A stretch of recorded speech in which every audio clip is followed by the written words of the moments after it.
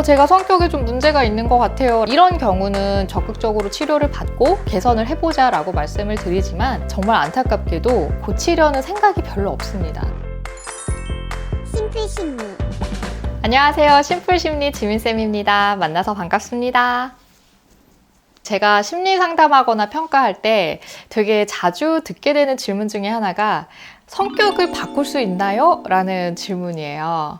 궁금할 수 있죠. 결론부터 말씀을 드리면 불가능한 건 아니지만 굉장히 어렵습니다. 심리학에서는 사람의 속성을 성격, 기질 이렇게 구분해서 설명을 하는데 우선 기질은 많이들 들어보셨겠지만 여러분들이 태어났을 때 자연스럽게 가지고 태어난 성향이라고 보시면 될 것 같아요. 성격은 그런 기질에 바탕해서 이 사람이 성장하면서 겪게 되는 대인관계나 사건 그리고 그 외에 여러 가지 환경적인 요인들이 상호작용해서 결과적으로 갖게 되는 개인의 고유한 특성이라고 보시면 될 것 같아요.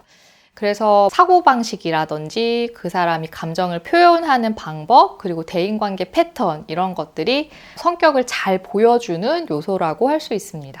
성격이라는 것은 어떤 특정 시기에 보여지는 개인의 특징을 이야기하는 게 아니라 성인기 이후로 쭉 지속되는 일관된 특징을 이야기하는 거기 때문에 사실 변화를 준다는 게 되게 어려워요. 만약에 성격을 바꾼다면 제가 이제 앞서 말씀드렸었던 그 사람의 사고방식이라던가 감정을 느끼고 표현하는 과정들 그리고 대인관계 안에서 내가 어떻게 대응해 왔는지 행동하게 되는 패턴 이런 것들을 다 바꿔야 되는 건데 이게 쉬울까요?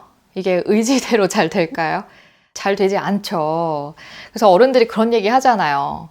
사람 고쳐 쓰는 거 아니다. 사람 안 바뀐다. 성격장애는 약도 없다. 이런 얘기 하는데 그만큼 성격은 개인의 의지로 바꾸는 거는 정말 어렵습니다. 결혼이랑 관련해서도 그런 것들 있잖아요. 저 사람을 내가 바꿀 수 있을 것 같아서 희망적인 생각을 가지고 결혼을 했다가 결국에는 이제 성격 차이를 좁히지 못하고 갈라섰다 이런 얘기들 종종 들리잖아요. 그런 것들도 역시나 성격을 고치는 게 혹은 바꾸는 게 되게 어렵다라는 것을 보여주는 예죠. 그리고 심리 상담이나 치료 과정에서도 우울증이나 불안장애처럼 이렇게 일시적인 혹은 이렇게 상태적인 질환들을 고치는 건 상대적으로 좀 수월한데 성격적인 문제가 있어서 오시는 분들은 치료가 좀 까다로워요. 우선 기간이 굉장히 길고 치료를 받겠다라는 의지가 없으면 고치는 게 상당히 어렵습니다. 근데 보통 제가 성격에 좀 문제가 있는 것 같아요 라고 이제 생각하시는 분들 같은 경우에 평가를 해보면 사실은 성격에 문제가 있지 않은 경우들이 많아요. 그러니까 본인이 스스로 성격에 문제가 있다라고 생각하는 게 문제지 정말 그 심리학에서 이야기하는 문제라고 할 만한 경우는 많지 않더라고요.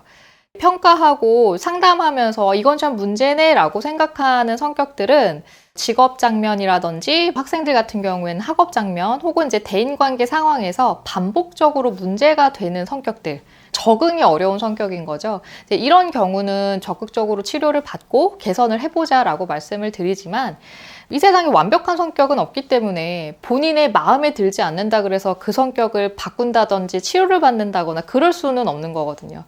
오히려 그냥 내가 좀 이런 면이 있네, 내 성격이 좀 이렇지 라고 생각하시면서 자기 수용을 하는 게 정신 건강에는 조금 더 바람직한 방법일 수 있을 것 같아요. 그리고 성격을 바꾸고 싶어 라고 생각을 하게 된 계기는 분명히 본인한테 나타나는 어떤 특정 행동이라든지 패턴이 좀 마음에 안 드는 걸 텐데 그러면은 그걸 바꾸는 게 맞는 거죠. 그러니까 예를 들어서 되게 소심해서 나는 좀 자기 표현이 안 돼. 자기 주장하는 게 잘 안 돼. 이게 너무 어려워 라고 생각하시는 분들이 어떤 변화의 목표를 나는 대범한 사람이 될 거야 라고 생각하면 이거 참 두루뭉술하고 오히려 실천하기가 참 어려워요. 이걸 목표로 잡으면. 대신에 내가 어떻게 해야 조금 더 효과적으로 자기 표현을 할 수 있을까? 내 이야기를 꺼낼 수 있을까? 이걸 기술적으로 연습하고 노력하는 것이 그러면 사실 본인이 문제라고 생각되는 걸 고칠 수는 있는 거거든요. 성격을 바꾼다고 생각하는 게 아니라 내가 문제라고 여기는 행동들을 개선시켜 나가는 게 더 도움이 되는 방법이겠다라는 생각이 들고 진짜 성격에 문제가 있으신 분들은 정말 안타깝게도 본인의 문제에 대한 통찰이 잘 안 되기 때문에 고치려는 생각이 별로 없습니다.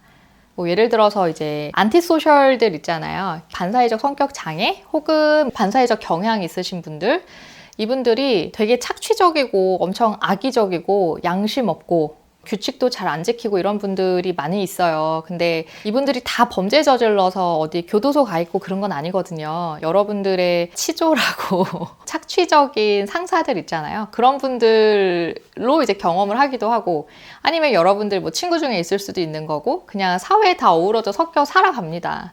이분들한테 어떤 문제가 생겨서 갈등이 발생했을 때 대부분은 내가 잘못해서 문제가 된 건가? 이런 것들을 생각해 보게 되잖아요. 근데 성격적인 문제가 있으신 분들은 대부분 이제 남 탓을 해요. 이렇게 특히 안티소셜한 사람들은 내가 괜히 당했다고 느끼고 억울해하고 굉장히 부당하다고 생각하고 분노하고 그렇습니다. 자기가 문제라고 생각을 해야 그 다음 스텝이 있잖아요. 이걸 고쳐보든지 개선을 하든지. 근데 대체로 문제의식이 없기 때문에 그냥 그 상태로 사는 거죠. 그래서 이제 이분들을 곁에 둔 다른 분들이 너무 스트레스를 많이 받아서 그것 때문에 정신과를 오는 경우가 많아요. 이제 우울하거나 이분들로 인한 스트레스에 시달리다가 소진이 돼서 오시는 경우들이 많은데, 정작 변화를 해야 되는 분들은 치료의 의지가 없는 경우가 다반사입니다. 심플심리. 사실 성격이랑 관련된 내용들은 너무 다룰 것이 많아가지고 오늘은 맛보기로 이 정도만 이제 말씀을 드리고, 제가 앞으로 성격 관련해서는 얘기들을 좀 많이 준비해 보려고 해요. 기다려주시면 감사할 것 같고, 그럼 오늘 영상은 여기서 마무리할게요. 안녕!